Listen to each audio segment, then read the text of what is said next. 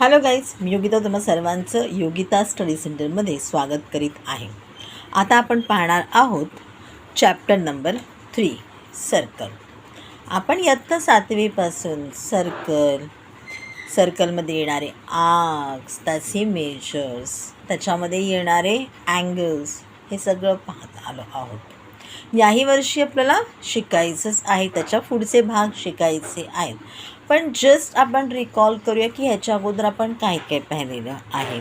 तर आपण पाहिलेले आहेत सर्कल्स. मग आपण पाहिलेले आहेत कॉन्ग्रुएंट सर्कल्स. यांचा दोन्हींचा रेडियस सेम असेल तर आपण कॉन्ग्रुएंट सर्कल्स म्हणतो आहोत. कॉन्क्रीट सर्कल्स ज्याचा सेंटर पॉईंट सेम असेल, मग दोन किंवा दोनपेक्षा जास्त सर्कल्सचा सेंटर पॉईंट सेम असेल तर आपण म्हणतो कॉन्क्रीट सर्कल्स. त्याच्यानंतर आहेत इंटरसेक्टिंग सर्कल्स. एक किंवा दोन पॉईंट्समध्ये जर का त्या दोन्ही सर्कल्सचा सेम पॉईंट्स असतील, एक दोन किंवा एकापेक्षा जास्त पॉईंट्स असतील तर आपण त्यांना इंटरसेक्टिंग सर्कल्स असं म्हणतो. आता गेल्या वर्षी आपण शिकलो किंवा ह्याच्या अगोदर आपण शिकलो ज्या गोष्टी आहेत, जे थेरम्स आहेत, त्यांचं आपण रिकॉल करणार आहोत. इथे आपल्याला काही ॲक्टिव्हिटीज दिलेल्या आहेत आणि त्या आधारे आपण त्याला रिकॉल करणार आहोत. तर आपली ॲक्टिव्हिटी फर्स्ट आहे, in the adjoining figure segment DE is a chord of a circle with centre C. Segment CF perpendicular segment DE if diameter of the circle is 20 cm, DE is equal to 16 cm, find CF. आता तिथे आपल्याला exactly काढायला सांगितलेलं नाही आहे, म्हणजे given वगैरे लिहायची गरज नाही आहे. पण एकदा आपण रिकॉल करून बघूया की कोणती कोणती इन्फॉर्मेशन दिलेली आहे. डायमीटर सांगितलेला आहे. डायमीटर म्हणजे काय, आपण म्हणतो त्याप्रमाणे सर्कलवरचे दोन पॉईंट्सना एकत्र आणणारी लाईन म्हणजे diameter, which is passes through from the centre. D आपण हिला नाव देऊया EF झालेलं आहे. आपण हिला नाव देऊया A. म्हणजे आपला DA किती आहे, 20 सेंटीमीटर आहे. त्याच्यानंतर DE म्हणजे आपली जी कॉर्ड आहे ती 16 सेंटीमीटर आपल्याला CF काढायला सांगितलेलं आहे. पुढची ॲक्टिव्हिटी एक्झॅक्टली काय दिलेली आहे ती बघूया. Recall and write theorems and properties which are useful to find the solution of the above problem. आपण कशा प्रकारे काढू शकणार आहोत आणि एक फर्स्ट आपल्याला लिहून दाखवलेला अर्धा आपल्याला कंप्लीट करायचं आहे. त्याला द परपेंडिक्युलर ड्रॉन म्हणजे CF काय आहे, परपेंडिक्युलर आहे. The perpendicular drawn from centre to a chord bisects to it. Bisects to chord म्हटलं तरी चालेल, बायसेक्स टू इट म्हटलं तरी चालेल. आपण इथे पूर्ण लिहून घेऊया, बायसेक्स टू कॉर्ड असं आपण म्हटलेलं आहे. ती काय करते, बायसेक्ट करते, म्हणजे एक्झॅक्टली दोन भाग करते. म्हणजे मग जर DE इथे आपला 16 असेल तर DF is equal to FE is equal to 8 येईल, कारण बायसेक्ट केलेली आहे. या थेरमचा आपल्याला उपयोग करता येईल. त्याच्यानंतर आपल्याला त्यांनी डायमीटर सांगितलेला आहे. तर डायमीटर हा काय असतो, diameter of a circle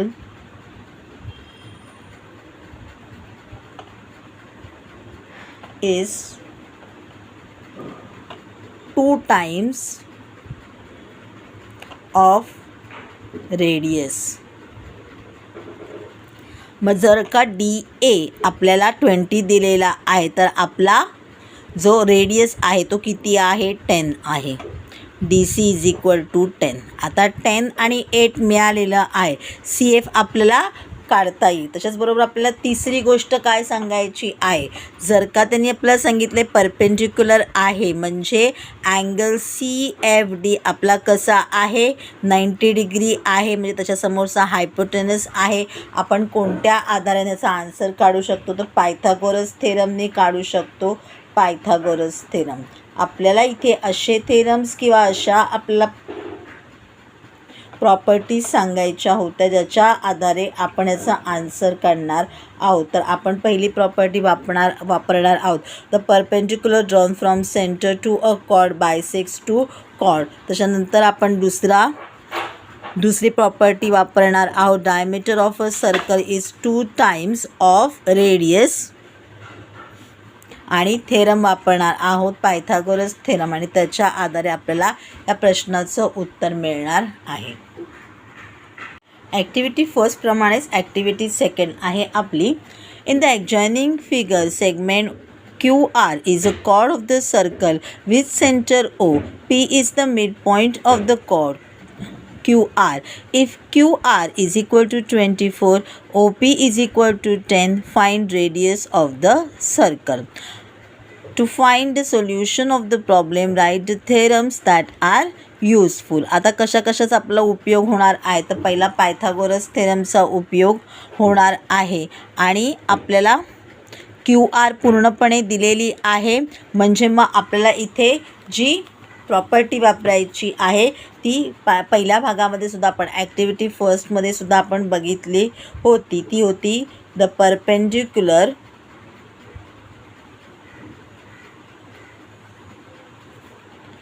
drawn from the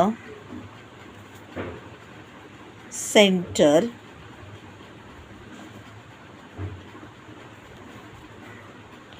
to the chord bisects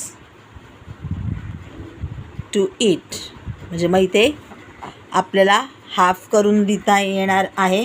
म्हणजे QR जर का आपली 24 असेल तर QP is equal to PR is equal to 12 येणार आहे.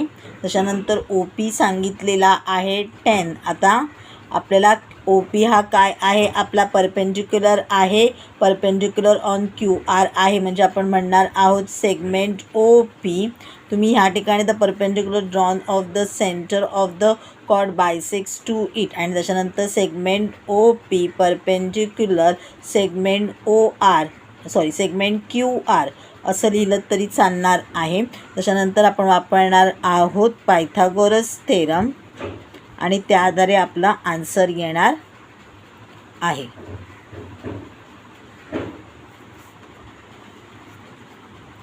ह्या ॲक्टिव्हिटीज आपल्याला का सोडवायच्या आहेत? ह्या ॲक्टिव्हिटीज आपल्याला परीक्षेमध्ये येत नाहीत पण रिकॉल करण्यासाठी एकदा ह्या ॲक्टिव्हिटी बघितलेल्या असल्या की आपल्याला सर्कल्समधल्या बाकीच्या गोष्टी क्लिअर होत जातात.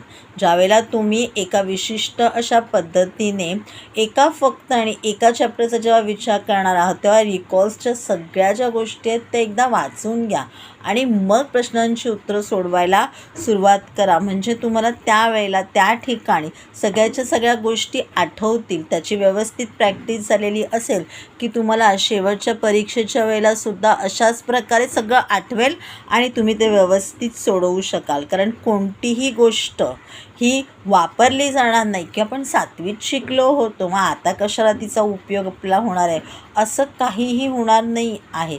सगळंच्या सगळं आपल्याला वापरायचं आहे. आता पाहिजे activity third. In the adjoining figure, M is the center of the circle and segment AB is a diameter. Segment M is perpendicular chord AD. Segment MT perpendicular chord AC. Angle DAB congruent angle CAB. Prove that chord AD perpendicular chord AC. To solve this problem, which of the following theorems will you use? The chords which are equidistant from the center are equal in length. Congruent chords of a circle are equidistant from the center.